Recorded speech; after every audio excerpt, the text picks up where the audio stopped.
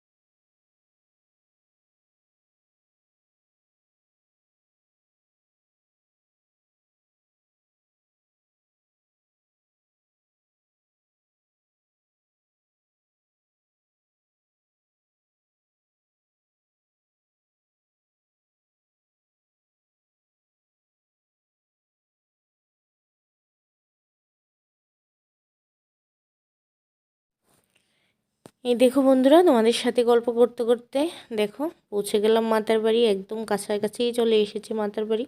আমরা এই দিক দিয়ে ঢুকবো না, আমরা ওই দিক দিয়ে ঢুকবো, মানে ওই সামনে দিয়ে ঢুকবো। তো চলে যাচ্ছি এখান দিয়ে। এই দেখো কাজ হচ্ছে, কাজ কমপ্লিট হয়নি এখনও, আরও বেশ অনেক দিনই লেগে যাবে। কিন্তু কমপ্লিট হওয়ার পর সৌন্দর্যটা আরও অনেক বেড়ে যাবে মাতার বাড়ি। এই দেখো চলে এসেছি। আমার না একটা জিনিসই ভালো লাগে না, সেটা হলো এই দেখো রাস্তাটা দিয়ে ঢুকতে না ঢুকতে এই যে পেরার দোকানের স্টাফেরা যে একটা শুরু করে দেয়, মানে মনে হচ্ছে কি জানি আমরা কখনো মনে হয় আসিনি। আরে ভাই, আমরা তো এখানকার লোকালই লোকজন। আমরা তো জানি কোথায় ভালো কোথায় খারাপ, সব কিছুই আমরা জানি। তো এরকম করে যে সেটা ভালো লাগে না আর কি। মানে আমরা লোকাল, কেউ বাইরের লোক সেটা ভেবে বলছি না, মানে যেই যেখানে আসবে, মানে কোথাও গেলাম আমি, আমার যেখানে ভালো লাগে আমি তো সেখানেই যাব না। এরকম করে ডাকা ডাকি, হাত ধরে টেনে নিয়ে ঢুকিয়ে দিচ্ছে, কার দোকানে কি করছে কি নেই সবই একদম ভালো লাগে না মাতার বাড়িতে। তো যাই হোক, আমরা পৌঁছে গেলাম মাতার বাড়িতে। তারপর ভোগ টোগ নিয়ে তো এই যে চলে আসলাম পুজো দেওয়ার জন্য। আর মাতার বাড়ির উপরে উঠে না সবার ফার্স্টে আমরা চলে এসেছি পুজো দেওয়ার জন্য। কারণ আমরা যখন গিয়েছি একদম পুজোর দেওয়ার মানে লাইনই ছিল না। আমি, আমার দিদি আর আরেকজন, আমরা তিনজনই পুজোটা দিয়েছি। কিন্তু আমরা পুজোটা দিয়ে নিচে নামতে নামতেই কোথা থেকে যে এত লম্বা লাইন শুরু হয়ে গেছে। মানে রোজই মাতার বাড়িতে এরকম লম্বা লাইন হয় পুজো দেওয়ার জায়গায়, কিন্তু আজকে যেহেতু মানে কুয়াশাচ্ছন্ন ছিল, ঠান্ডা ওয়েদার মানে ভীষণভাবে ছিল, এই জন্য লোকজন একটু কম ছিল তখন। মানে কিন্তু আমরা পুজোটা দিতে দিতে কোথা থেকে জানি না এত লোক চলে এসেছে, পুরো ভিড় হয়ে গেছে। তো আমি দিদিকে বলছিলাম, দেখ আমি যে বলছি আগে পুজোটা দিয়ে নিই, এই জন্য বলছিলাম। তারপরে এইদিকে দেখো শিব মন্দির, এখানে চলে এসেছি। তারপরে এখানে পুজোটা দিয়ে তারপর এখানে যাবো। এই দেখো কত কবুতর, এখানে কত পায়রা। ওই লোকটা লাল ড্রেস পরে বসে আছে, উনি বাঁশি বাজালেই সমস্ত পায়রা একসাথে জড়ো হয়ে যায়। দেখুন ওনার মাথার উপরে বসে আছে। তারপর উনি কি জানি হাতের মধ্যে পায়রার খাবার দেয়, বলে মানে আপনার ভাগ্য যদি ভালো হয় তাহলে পায়রাটা আপনার হাত থেকে এসে খাবার খাবে। মানে পায়রা বলতে এগুলো মায়ের উদ্দেশ্যে যে পায়রাগুলো ছাড়া হয় না, অনেকের মানত টানত থাকে, তো মায়ের উদ্দেশ্যে যেসব পায়রাগুলো ছাড়া হয় সেই পায়রাগুলোই এখানে আছে। তো এই দেখো শিব মন্দিরে চলে এসেছি, এখানে পুজোটা দিয়ে তারপর ওইখানে যাব পায়রাগুলোর কাছে। তো উনি বলছিল যে আপনার ভাগ্য যদি ভালো হয় তাহলে পায়রা আপনার হাত থেকে বসে খাবার খাবে, আর যদি ভাগ্য ভালো না হয় তাহলে মানে আসবে না খেতে। তো এই দেখো ফার্স্টে রোদ্দুর বসেছিল, তারপর আমার মেয়েও বসেছিল। কিন্তু দেখবে তোমরা, দেখতে থাকো কি হয়েছে। দেখো ও তো কখনো এসব দেখিনি আর ও ভয় পাচ্ছিল। তারপর পায়রাটা যখন হাত থেকে মানে কি বলবো খাবারটা খাচ্ছিল না, তো হাতের মধ্যে একটু সুড়সুড়ি হচ্ছিল, তারপর ও ভয়ও পেয়ে গেছিলো। তারপর ওই দেখো চিৎকার করছিল, কিন্তু পায়রাটা তো ওকে একদম এসে একদম ঝাঁপিয়ে পড়েছে ওর উপর। দেখো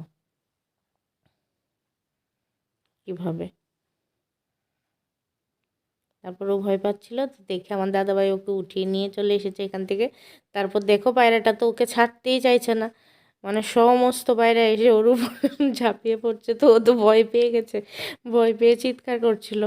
আর আমি এখন হাসছি, মানে কেউ ওইটা খারাপ ভাবে নিও না, কারণ আমার ভিডিওটা দেখে হাসি পাচ্ছিল। উনি বলছিল যাদের ভাগ্য ভালো তা ওদের কাছেই পায়রা এসে ঝাঁপিয়ে পড়ে, আর যাদের ভাগ্য ভালো নয় তাদের কাছে আসে না। তো রোদ্দুর বসছিল ফার্স্টে, তারপর গুনগুন বসলো, ওদের কাছে তো বাইরে একদম ঝাঁকে ঝাঁকে চলে এসেছে। তারপরে আবার রোদ্দুরকে বসিয়েছে, নিয়ে গিয়ে দেখো ও কী করছে। তা আমরা বলছিলাম বাবা একটু ধরে আদর করো, এই জন্য ও একটু ধরার চেষ্টা করছিল, কিন্তু আবার এগুলো উড়ে যায় তো এই জন্য ভয় পেয়ে গেছিলো। তারপরে এই দেখো এক ঝাঁক এখানে বসে আছে। তারপর আমার মা গিয়ে একটা ধরে এনেছে, আমরা একটু প্রণাম করার জন্য, আদর করার জন্য। তারপর উনি না আবার মানে যে কী বলে একটু, ওই দেখো মা একটা পায়রা ধরেছে, আমরা একটু আদর করে দিয়েছি ওকে। তো উনি না একটা কি বলবো কীরকম ডিজাইনেবল ফুটাই তো বলে ওটা, কপালে আর্ট করে, তো ওটা ওনার কাছে ছিল। দেখো উনি বাঁশি বাজাচ্ছে, সমস্ত পায়রা একসাথে হয়ে গেছে। তো উনি বলছিল আমার ফার্স্টে রোদ্দুরকে দিয়েছে ফুটাটা, তারপর ও তো সঙ্গে সঙ্গেই মুছে ফেলেছে, তারপর আমার মেয়েকে দিয়েছে, ও সুন্দরভাবেই রেখেছে। তারপর আমাকেও বলছিল ডেকে যে আমি যাওয়ার জন্য আমাকে ফুটা দেবে, দেখো আমার মেয়েকে দিয়েছে, ও কত খুশি। কিন্তু রোদ্দুরের ফুটাটা সঙ্গে সঙ্গেই ও মুছে ফেলেছে, এই দেখো। তো তারপর আমাকে বলছিল আয় মা আয়, তোকে একটা ফুটা দিয়ে দিই, তো আমিও গিয়েছিলাম, তো আমাকেও দিয়ে দিয়েছে এই যে ফুটাটা। তারপর আমার দিদিও দিয়েছে ফুটা।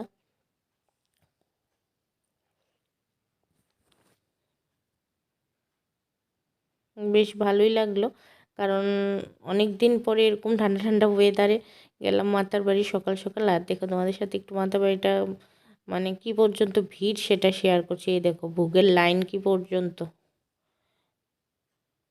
মানে আর একটু যদি 1-2 মিনিট দেরি হতো আমাদের তাহলে আমরাও সেই লাইনেই পড়তাম।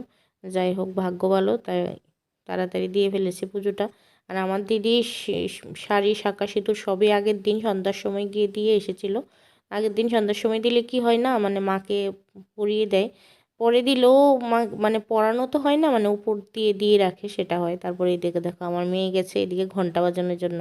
তো এইটা মাথাবাড়ি মন্দিরের পুরোহিত, তো উনি এসে দেখিয়ে দিচ্ছে এইভাবে বাজাও এইভাবে বাজাও। দেখো দুজন ভাই বোন গিয়ে ঘন্টা নিয়ে হাজির।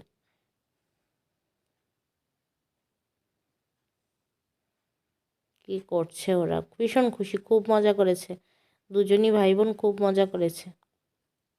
শুধু ওরা ভাই বোন না, আমরাও খুব মজা করেছি, মজা করেই সুন্দর একটা দিন কাটলো আমাদের। দেখো ঘন্টা বাজাচ্ছে। তারপরে এই যে এদিকে ধূপকাঠি আর মোমবাতি ধরিয়ে দেওয়ার জায়গা, আমরাও ধরাবো সেই জন্যই এসেছি, তোমাদের সাথেও একটু শেয়ার করলাম। দেখো নিচে একটা মোমবাতি পড়েছিল, সেটা আমার দাদাভাই উঠিয়ে দিয়ে দিয়েছে। এই যে ধূপকাঠির প্যাকেট খুলছে, আমরাও ধরাবো।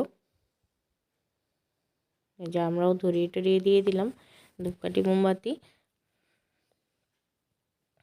তারপর সবাই মিলে কিছুক্ষণ বসলাম, মানে মায়ের কাছে গিয়ে বসলে না মনটাও একটু শান্ত হয়ে যায়, বেশ ভালোই লাগে। প্রতিদিন তো আমরা ব্যস্ত জীবন, কিন্তু মায়ের কাছে গিয়ে একটু বসলে খুব ভালোই লাগে, মনটা একদম শান্ত হয়ে যায়। দেখো কি পর্যন্ত ভোগের ভোগ দর্শনের লাইন এই দিকে চলে এসেছে, ওই দিক থেকে রাউন্ড হয়ে এই দিকে চলে এসেছে। তারপরে এইদিকে দেখো ওরা ভাই বোন করছে খেলা, আর আমার সোনামা একটা পাঁপড়ের প্যাকেট নিয়ে আছে, মানে ও পাঁপড় খুব ভালোবাসে।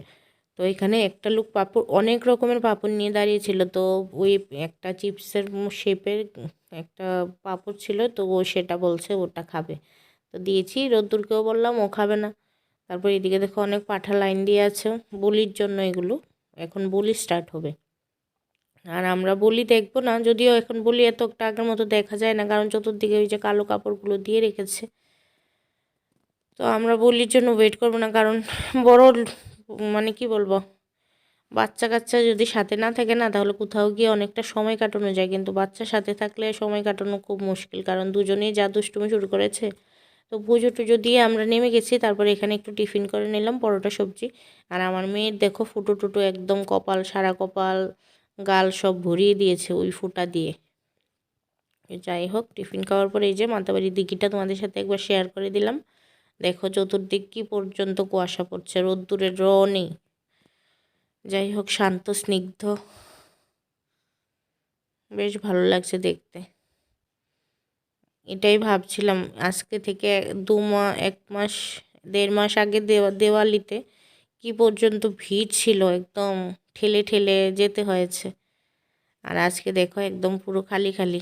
এই জায়গাগুলো না তখন ফাঁকা ছিল না, মানে তুমি যে একটু দাঁড়াবে সেই জায়গাটাও ছিল না, বসার হাঁটা তো দূরের কথা, তো সামনে যাওয়ার মতো জায়গা থাকতো না, এত ভিড় ছিল। আর এখন দেখো পুরো ফাঁকা হয়ে আছে। তো আমরা একটু ঘুরে টুরে এখন চলো যাব বাড়িতে, কারণ অনেকটা সময় হয়ে গেছে, অনেকটা সময় হয়েছে। যখন এসেছিলাম তখন 10টার মতো বাজে, কিন্তু এখন 1:30টার মতো বেজে গেছে। তো বাড়ি চলে যাব, গিয়ে আবার ছেলে মেয়েদের খাওয়াতে হবে। আমরা তো বাইরে টিফিন করেছি, কিন্তু ওরা তো কিছু খায়নি। যেরকম আমার মেয়ে একটা পাঁপড়ের প্যাকেট নিয়ে যে হাতে রেখেছে, সেটা নিয়েই বাড়ি গেছে।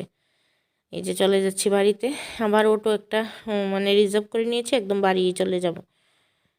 এই যে বসে গেছি, দেখো আমার মাম্মামের মুখটা দেখো কি অবস্থা। আর এই পাঁপড়ের প্যাকেটটা দেখো কিনে যে হাতে নিয়েছে, সেটা হাতে নিয়ে এই বাড়ি যাবে, বিকালে এটা ফেলে দিয়েছি আমি।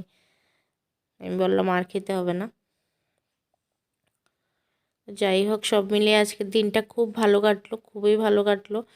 যদি ঠান্ডাটা আর একটু কম থাকতো, মানে রোদ্দুরটা উঠতো, তাহলে আর একটু ভালো লাগতো। ঠান্ডা ঠান্ডা তো, মানে কি বলবো, এত ভালো লাগে না। বাচ্চা টাচ্চা নিয়ে ঠান্ডার ওয়েদারটা এতটা ঠান্ডা, ঠান্ডার সময় ঠান্ডা, একটু রৌদ্র দিলে তখনও ভালো লাগে। তারপরে এই যে চলে আসলাম বাড়িতে। তারপরে একদম চেঞ্জ করে এই দেখো আমার সোনামা প্রসাদ খাচ্ছে প্যারা, ওকেও ফ্রেশ করিয়ে দিয়েছি, আর আমিও ফ্রেশ হয়ে গেছি। তারপরে এখন মেয়েকে খাওয়াবো, খাইয়ে ঘুম পাড়াবো, পাড়িয়ে আমি লাঞ্চ করব। আজকে লাঞ্চের মেনু কি জানো? এই যে দাঁড়াও দেখাচ্ছি। এই দেখো বাসন্তী পোলাও আর ঘুগনি, এটা কালকে রাত্রে রান্না হয়েছিল, তো কালকে রাত্রে তো খেয়েছি, আর একটু রয়েছে, সেটা আমি এখন লাঞ্চ করছি। বাসন্তী পোলাও আর ঘুগনি। তারপর খেয়ে দিয়ে কিছুক্ষণ রেস্ট করলাম। তারপর বিকেলে উঠলাম ঘুম থেকে, কারণ আজকে দেবো একটু সত্যনারায়ণ। অনেক দিন ধরে ভাবছিলাম আমি সত্যনারায়ণ দেব, তো কিন্তু দেওয়া হচ্ছিল না, কিন্তু আজকে ফাইনালি ডিসাইড করে নিয়েছি যে আজকে সত্যনারায়ণ দেবই। তো এই দেখো একদম সব কিছু প্রসাদ টসাদ মেখে একদম সব কিছু রেডি টেডি করেই তোমাদের সাথে শেয়ার করছি। তো এখন পুজো করব। পুজো করার পর এই দেখো সব রেডি করে নিয়েছি। এখন পুজোটা করে তারপর আবার তোমাদের সাথে শেয়ার করব। তোমরা ভগবানকে দর্শন করো। জয় রাম। মোমটুম ধূপকাঠি সব কিছুই ধরিয়ে নিয়েছি। তারপরে এই যে দেখো পুজো আমার কমপ্লিট, একদম পাঁচালি টাচালি পড়া হয়ে গেছে, পুরো পুজো কমপ্লিট। এই যে পাঁচালি পরে রেখেও দিয়েছি, পুজো কমপ্লিট। তোমরা ভগবানকে একবার দর্শন করে নাও। এদিকে দেখো আমার পুরো সব কিছু কমপ্লিট পুজো। তার সাথে সাথে আজকের ভিডিওটা এখানেই শেষ করছি।